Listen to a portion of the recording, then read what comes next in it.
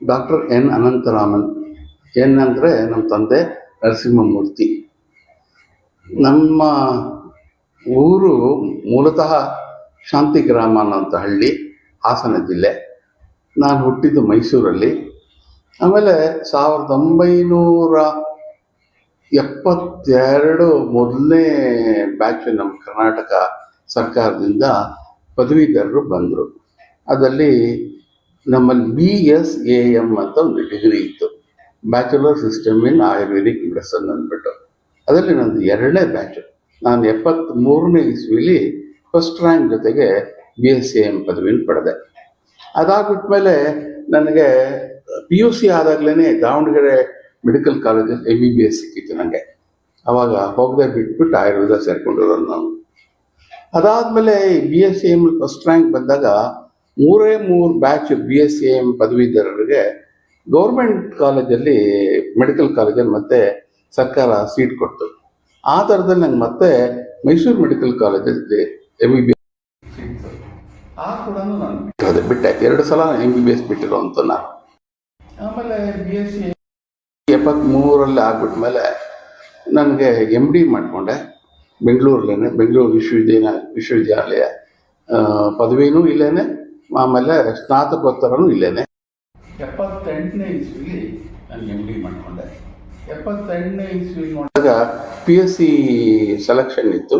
PSC ಸೆಲೆಕ್ಷನ್ನಲ್ಲಿ ನಾನು ಹೊರಟೋಗಿದ್ರೆ ಈಗ ನಮ್ಮ ಡಿಪಾರ್ಟ್ಮೆಂಟ್, ಆಯುಷ್ ಡಿಪಾರ್ಟ್ಮೆಂಟ್ ಡೈರೆಕ್ಟರ್ ಆಗಿ ರಿಟೈರ್ಡ್ ಆಗಿ ಸಹಾಯ ಮಾಡುವಂಥ ಒಂದು ಕೆಲಸ ಮಾಡಬೇಕು ಅಂತವರ ಮನಸ್ಥಿತಿಯಿಂದ ನಾನು ಯಾವ ಒಂದು ಇದಕ್ಕೂ ಕೆಲಸಕ್ಕೂ ಹೋಗ್ದೇನೆ ನನ್ನ ಪ್ರಾಕ್ಟೀಸ್ ಶುರು ಮಾಡಿಕೊಂಡೆ. ಈಗ 53ನೇ ವರ್ಷದ ಪ್ರಾಕ್ಟೀಸ್ ತಂದು 53 ವರ್ಷದಲ್ಲಿ ನನಗೆ ಪೇಷಂಟ್ಸು ಬರೀ ಬೆಂಗಳೂರು ಸುತ್ತಮುತ್ತ ನಮ್ಮ ರಾಜ್ಯ ಮಾತ್ರ ಅಲ್ಲ, ಇಡೀ ನಮ್ಮ ದೇಶ, ಇಡೀ ಪ್ರಪಂಚದಿಂದ ಬೇರೆ ಬೇರೆ ದೇಶಗಳಿಂದ ಬರ್ತಾರೆ. ನಾನು ಪೇಷಂಟ್ಸ್ಗಳನ್ನೆಲ್ಲ ನೋಡೋ ದೃಷ್ಟಿಯಿಂದ ಇದರಲ್ಲಿ ಇಡೀ ಎಲ್ಲ ದೇಶಗಳು ನಾನು ಪ್ರವಾಸ ಮಾಡಿದ್ದೀನಿ.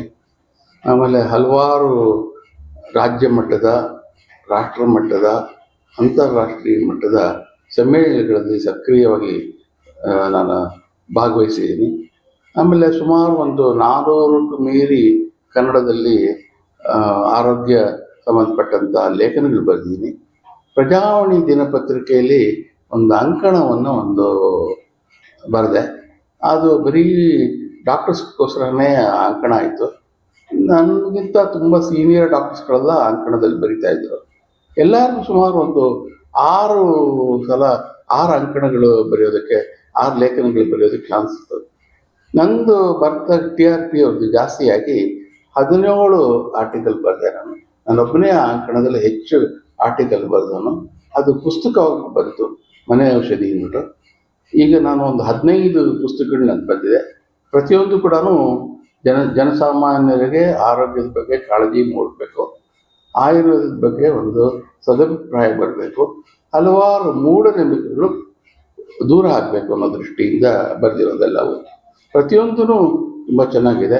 ಇತ್ತೀಚೆಗೆ ಒಂದು ಪುಸ್ತಕ ಬಂತು, ವರ್ಷವಿಡೀ ಆರೋಗ್ಯ ಅಂದ್ಬಿಟ್ಟು. ಇಡೀ ವರ್ಷದಲ್ಲಿ ನಾವು ಆರೋಗ್ಯವಾಗಿರ್ಬೇಕಾದ್ರೆ ಏನೇನು ಮಾಡಬೇಕು, ಪ್ರತಿಯೊಂದು ಸೀಸನಲ್ಲಿ ಬರುವಂಥ ಅದರಲ್ಲಿ ಆಹಾರ ಪದಾರ್ಥಗಳು, ನಾವು ಹಾಕುವಂಥ ಬಟ್ಟೆಗಳು, ಇವುಗಳಲ್ಲಿ ಏನೇ ಬದಲಾವಣೆಗಳು ಮಾಡ್ಕೋಬೇಕು ಅನ್ನೋದ್ರ ಬಗ್ಗೆ.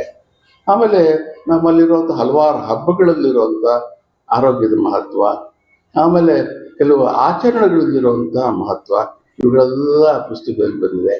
ಈಗ ಆಮೇಲೆ ಕೊನೆಯಲ್ಲಿ ಮನೆ ಔಷಧಿಗಳಿಗೆ ಸಂಬಂಧಪಟ್ಟ ಕೆಲವು ಸೇರಿಸಿದ್ದೀನಿ. ಅಂದರೆ ಇಡೀ ವರ್ಷ ಯಾವ್ಯಾವುದನ್ನು ಮಾಡಿಕೊಂಡು ನಾವು ಆರೋಗ್ಯವನ್ನು ಕಾಪಾಡ್ಕೋಬೇಕು ಅಂತ. ಆ ಪುಸ್ತಕ ಸುಮಾರು ಒಂದು 130 ಪೇಜಿನ ಪುಸ್ತಕ. ಅದನ್ನು ಕಾಸ್ಟ್ ಪ್ರೈಸ್ ಇಟ್ಟಿದ್ದೀನಿ, ಕೇವಲ 50 ರೂಪಾಯಿ ಇಡ್ತಾ ಇದ್ದಾರೆ. ಆ ಒಂದೇ ಒಂದು ವರ್ಷದಲ್ಲಿ 3000 ಕಾಪಿ ಸೇಲ್ ಆಗಿದೆ. ಅದು ತುಂಬ ಇದಾಗಿರೋದು. ನನ್ನ ಎಲ್ಲ ಪುಸ್ತಕಗಳು 2 ಮುದ್ರಣ 3 ಮುದ್ರಣ ಎಲ್ಲ ಬಂದಿದೆ. ಆಮೇಲೆ ಮನೆ ಔಷಧಿ ಅಂತ ನಾನು ಆಗಲೇ ಪ್ರಜಾವಾಣಿ ಅಂಕಣ ಅಂತ ಹೇಳಿದ್ನಲ್ಲ, ಅದು 17 ಮುದ್ರಣ ಬಂದಿದೆ.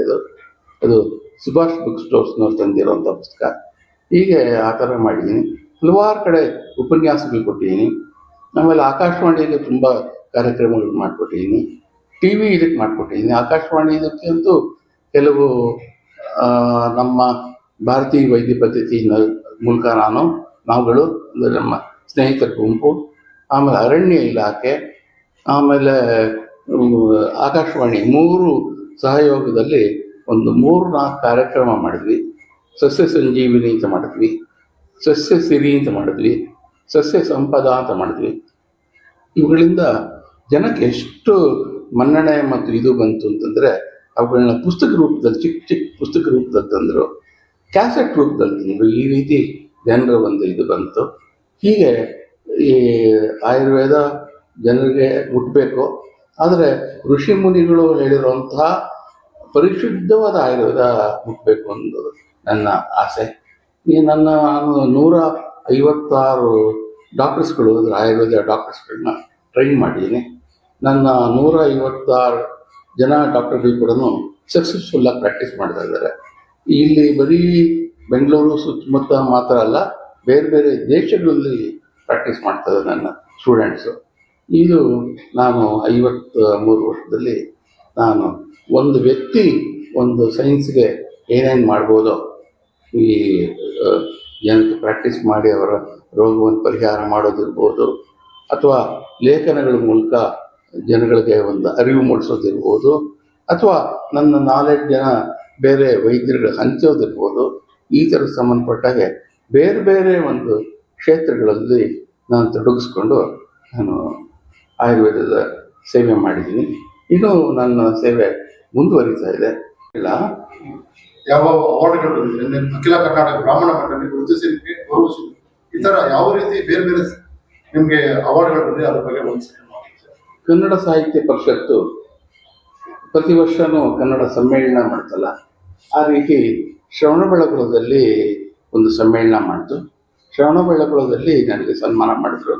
ಆ ಸಮ್ಮೇಳನದಲ್ಲಿ ನನಗೆ ತುಂಬ ಸಂತೋಷವಾದಂಥ ವಿಚಾರ ಏನು ಅಂದರೆ, ಆ ಅಂದಿನ ಪ್ರಧಾನಮಂತ್ರಿಗಳಾದಂಥ ನಮ್ಮ ಹಾಸನ ಜಿಲ್ಲೆ ಹೆಮ್ಮೆಯ ವ್ಯಕ್ತಿ ದೇವೇಗೌಡರಿದ್ದರು.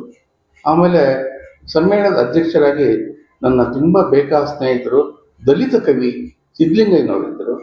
ಆಮೇಲೆ ಬೇರೆ ಬೇರೆ ಗಣ್ಯರೆಲ್ಲ ಇದ್ದರು. ಅವರು ಸಿದ್ಧಲಿಂಗಯ್ಯನವರೇ ನಮ್ಮ ಡಾಕ್ಟರ್ಗೆ ನಾನೇ ಸನ್ಮಾನ ಮಾಡ್ತೀನಿ ಅಂತ ಬಿಟ್ಟು ಮಾಡಿದ್ರು.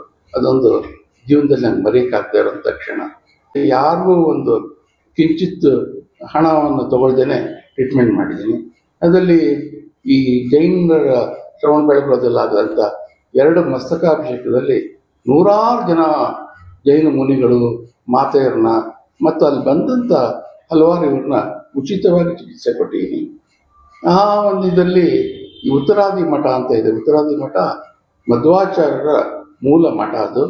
ಅಲ್ಲಿ ಈಗಿರುವಂಥ ಸ್ವಾಮಿಗಳ ಹಿಂದಿನವ್ರನ್ನ ನಾನು ಅವ್ರು ತುಂಬ ಒಂದು ಕ್ರಿಟಿಕಲ್ ಕಂಡೀಷನ್ ಇರುವಾಗ ಟ್ರೀಟ್ಮೆಂಟ್ ಮಾಡಿದ್ದೀನಿ.